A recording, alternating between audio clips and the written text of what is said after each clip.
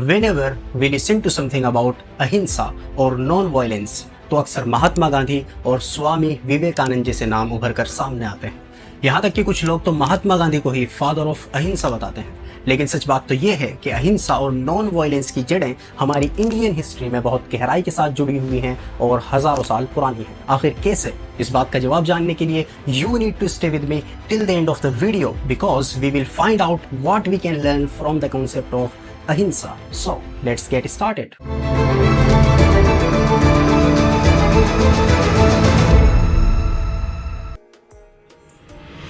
अहिंसा का जिक्र हमें ओल्डेस्ट स्क्रिप्चर्स वेद, उपनिषद, धर्मशास्त्र, महाभारत और ऐसे ही दर्जनों हिंदू स्क्रिप्चर्स में देखने को मिल जाता है। धर्मशास्त्र में मेंशन है कि अहिंसा, सत्य, चोरी न करना, शुद्धता और खुद पर काबू रखना मनु के हिसाब से ये चारों जातियों के लिए असल धर्म है। इसी तरह महाभारत में समझाया गया है कि एक इंसान को दूसरे के साथ ऐसा कुछ भी नहीं करना चाहिए जो वह अपने लिए बुरा समझता है, क्योंकि इच्छाओं की गुलामी इंसान को अधर्मी और दोषी बना देती है। इसी तरह तिरुकुरल के वर्ष 319 में है कि अगर कोई किसी को सुबह में दुख पहुंचाता है तो वो दुख दोपहर तक उस तक वापस पहुंच जाता है। शांडिल्य उपनिषद सिखाता है कि अहिंसा का मतलब है किसी भी जानदार को किसी भी समय अपने एक्शंस के द्वारा तकलीफ न देना, चाहे वो एक्शन माइंड से रिलेटेड हो, स्पीच से रिलेटेड हो या फिर बॉडी से रिलेटेड हो। And the list goes on, there are hundreds of examples for that. And सभी जीसस क्राइस्ट से भी हजारों या फिर सैकड़ों साल तो पुराने हैं ही। और फिर समय के गुजरने के साथ रिलीजियस टेक्स्ट में अहिंसा के कॉन्सेप्ट पर जोर दिया जाने लगा और लेट वैदिक एरा तक it became the highest virtue in Hinduism. फिर महाभारत ने भी कह दिया कि अहिंसा परमो धर्म, यानी कि अहिंसा ही परम धर्म है। इट इज द हाईएस्ट धर्म।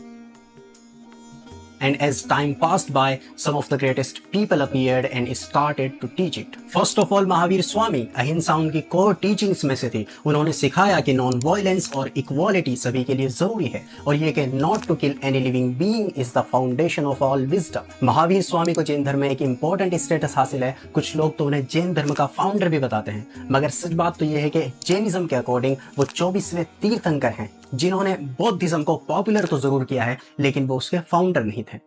ऐसे ही Mahatma Gautam Buddha, the founder of Buddhism, जिन्होंने सिखाया कि अहिंसा ही एक रास्ता है मन को शुद्ध करने का और दया का भाव पैदा करने का। इसके बाद बुद्ध की टीचिंग से इंस्पायर्ड होकर सम्राट अशोक ने अहिंसा और नॉन वायलेंस को अपनाया, जिसके बाद उन्होंने जानवरों की बलि देने पर बैन लगा दिया, खाने के लिए जानवरों को मारना कम कर दिया, वायलेंट और क्रूल एक्टिविटीज जैसे शिकार और दूसरे खेल बंद करवा दिए, पड़ोसी देशों के साथ फ्रेंडली रिलेशनशिप बनाए और जंग को अवॉइड करने की कोशिश की।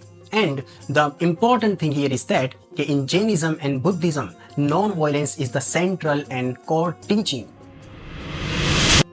अब अगर मॉडर्न इंडिया में देखा जाए तो Mahatma Gandhi is one of the best examples of it. Gandhi ji के हिसाब से अहिंसा के दो मतलब हैं, खुद को और दूसरों को फिजिकली और मेंटली तकलीफ न देना और प्यार का भाव पैदा करना, जो उन्हें लगता था कि सोशल और पॉलिटिकल चेंज के लिए बहुत ज्यादा जरूरी है।